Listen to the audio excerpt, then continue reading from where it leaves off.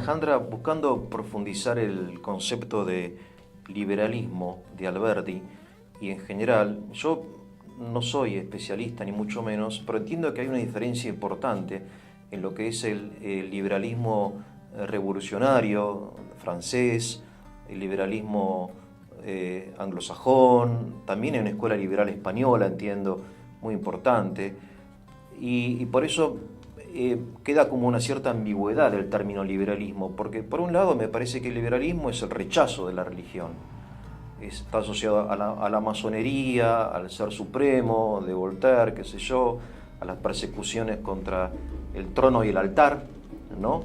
Por otro lado, vos lees a Tocqueville y él dice que el fundamento de la libertad política es la unidad en la piedad religiosa, ¿no? En la democracia en América. Es un libro extraordinario para mí, muy iluminador.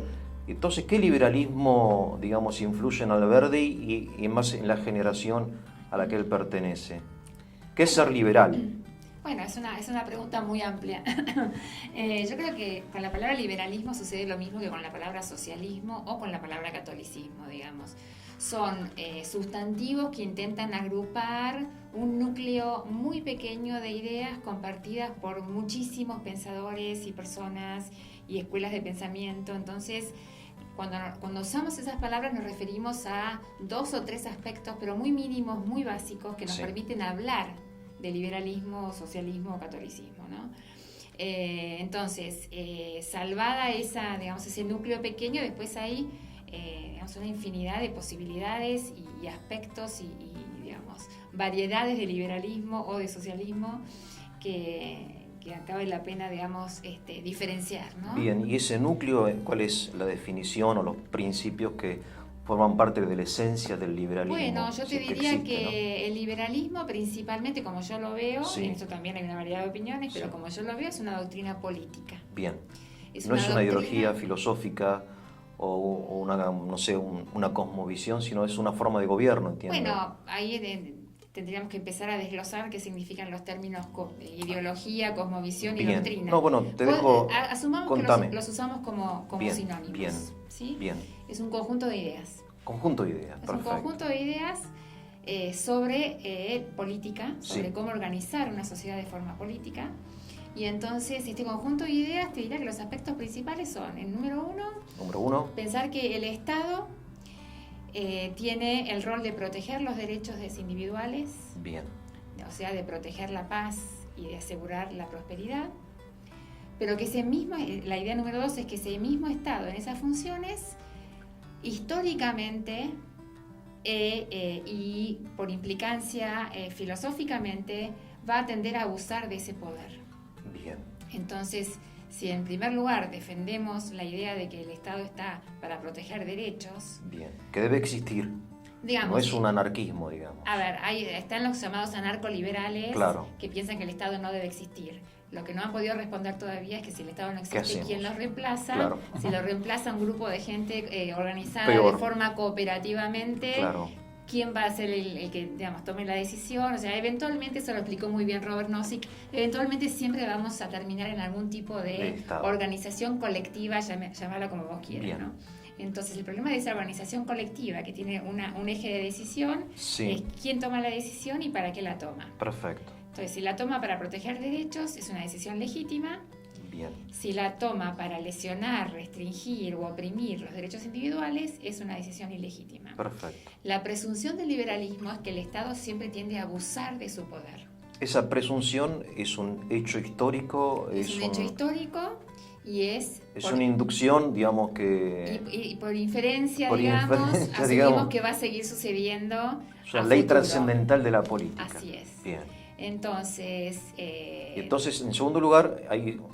El poder, como dijo alguien, corrompe o tiende al abuso, ¿no? Hay una tendencia. Exactamente. Y entonces, está muy buena tu cita, porque la persona que dijo eso fue Lord Acton, que era un hombre muy católico y muy liberal. O sea que él tendía justamente a unir con un puente estos dos conjuntos de ideas, como los estamos llamando aquí, ¿no? Perfecto, sí. Bueno, y el tercero, que no es menor, es la confianza que depositan los liberales en la posibilidad de que la sociedad, hoy la llamamos sociedad civil, pero antes se decía sociedad, pueda organizarse, o mejor dicho, autoorganizarse, sin que nadie esté diciéndole a las personas qué tienen que hacer. Esa creencia, esa fe, esa confianza, esa también ilusión, de alguna forma, de que cualquier sociedad está llamada a poder hacerlo. Es decir, que no hay sociedades privilegiadas Sí. o sociedades diferentes que Sí. pueden organizarse y otras que no, sino Sí. que cualquier sociedad de este planeta Tierra Sí. tiene la capacidad para autoorganizarse, es decir, para permitir a las personas que intercambien, interactúen entre ellas, lo que sea que quieran interactuar, Sin interferencia del Estado. sin que nadie les diga cómo tienen que hacerlo, ¿no? Bien. Es decir, obviamente... Movidas por el interés personal, esto quizá Bueno, o, ahí o no. ese Lo del sería, MIT y todo ese eso. sería como reducir un poco Bien. la cuestión. Bien. Creo que habrá, bueno, mismo conservadores, más liberales conservadores como Tocqueville, Sí. que no enfatizan tanto el interés propio, Perfecto, sino el sí. interés ilustrado, decía Tocqueville. La idea de que uno actúa movido por los intereses propios, pero siempre pensando cómo afecta eso al conjunto de Perfecto. las otras personas que viven con nosotros en sociedad. Entonces, el liberalismo, digamos, en su esencia, al menos tal como lo entendés vos, tiene como tres patas, como este trípode, ¿no? Que la primera sería la necesidad de que alguien mande y otros obedezcan, ¿no? Exacto. Que llamamos Estado, gobierno, aunque son cosas distintas. En segundo lugar, el hecho innegable de que el poder tiende al abuso y hay que limitarlo. Y ahí supongo que vendrán también la teoría republicana de la división de poderes, ¿o no? Por ejemplo, sí. ¿No? Por ejemplo. Sí. Y en tercer lugar, de que la gente es capaz de arreglarse gracias a la cortesía, a las virtudes estas cristianas, ¿no? De buscar un beneficio mutuo, Sí, totalmente. O sea, un contrato ganar-ganar, no sé. claro, o sea, eso cubre todos los aspectos de la vida Bien. social, ¿no? Económica, política, religiosa, Sí, sí. artística, Sí. digamos. Ahora bien, sobre esos tres pilares fundamentales o claves del liberalismo, después hay como otros liberalismos que uno estudia. Por ejemplo, yo recuerdo haber estudiado que el liberalismo es pecado, ¿no? Hay un libro del Cardenal Pi, un escritor francés muy importante, el liberalismo es pecado, ¿no? Entonces digo, ¿Y por qué? bueno, ¿por qué? No, vos lo sabés por qué, porque supongo que se referirá a un liberalismo en el sentido de que el hombre es la medida de todas las cosas, el liberalismo masónico, no sé, por eso te pregunto, hay como diversos liberalismos. Bueno, es que eso no es liberalismo, o sea, eso Eso no es liberalismo. Bueno, eso es una... Pues en Argentina sí, eran masones la mayoría, o después... Está bien, lo que pasa es que yo ¿O no? siempre digo que es necesario distinguir Sí, entre lo que es vamos. la historia, Sí, la realidad como se da y el plano de las ideas, de la filosofía, de la teoría, etc. bien. Vos en el plano de las ideas podés distinguir perfectamente el liberalismo como doctrina política y después otras ideas que son ideas religiosas, No, pero aún yo recuerdo... ideas sociales. Sí, está bien. Entonces, Sí. entonces lo que vos después vas a la historia y decís, bueno, esta persona que se llama, no sé, XN, es una persona que tiene simpatías religiosas de este tipo o no, o es Sí, sí. ateo, o es masón, o es católico, y que esta persona en su digamos, cosmovisión del mundo, digamos, conjuga esa masonería, ese catolicismo con ideas políticas liberales que son, digamos, su estado mínimo, etcétera. Bien, sí, Entonces, sí, lo que sí, yo digo sí. decir es que en la aplicación histórica de las ideas, Sí, el menú es muy amplio. Entonces no podemos reducir ninguna de las grandes ideas que están en el plano justamente filosófico y teórico a lo que se da en la historia, ¿no? Entonces, si en la historia se dio que este conjunto de próceres argentinos o europeos hayan adscrito, por ejemplo, la masonería, no todos lo hicieron, pero bueno, y además hayan adscrito el liberalismo, eso no es... Sería como un salto lógico decir el liberalismo es masón. entiendo. No sé si me No, explico. perfectamente, sí. ¿Entendés? Lo que Porque también podemos ir a los contraejemplos. No, está muy bien, sí. De hecho, bueno, Alberdi es un contraejemplo. De Por hecho, ejemplo, o era- Acton. o eran católicos fervientes que creían y que eran liberales. Claro.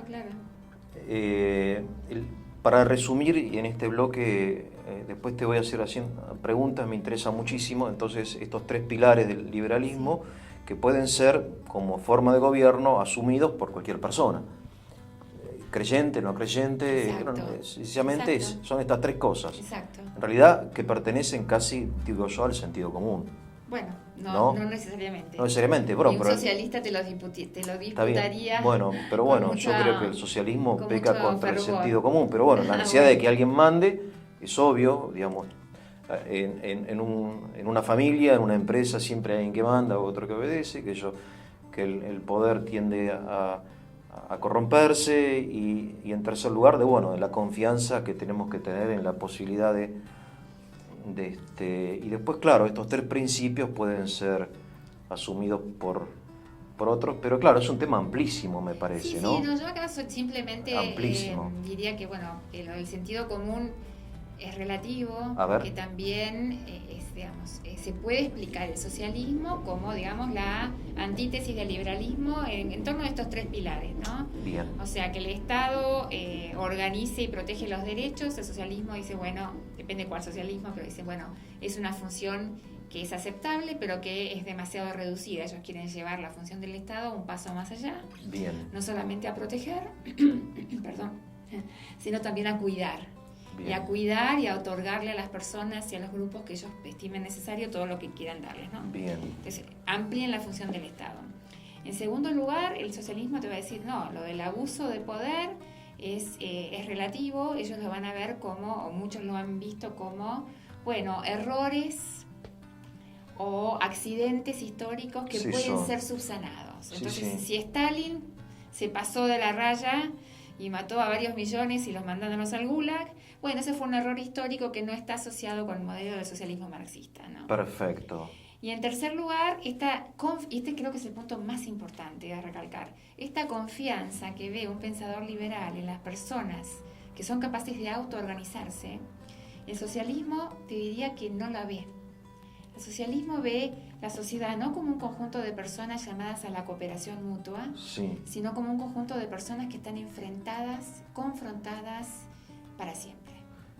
Y de ahí surge la teoría de la explotación del rico sobre el pobre, las teorías, socialistas feministas actuales, que son la explotación del hombre por la mujer. O sea, el socialismo entiende la sociedad no como un lugar de posibilidad de reconciliación, como el lobo, como el hombre y el lobo del hombre, como un lugar de conflicto, que ahí sí viene el Estado a resolver. Bien. Y ahí es donde el Estado cobra nuevas funciones. Ahora se entiende perfectamente, gracias a lo que vos explicaste, como esta oposición entre liberalismo y socialismo.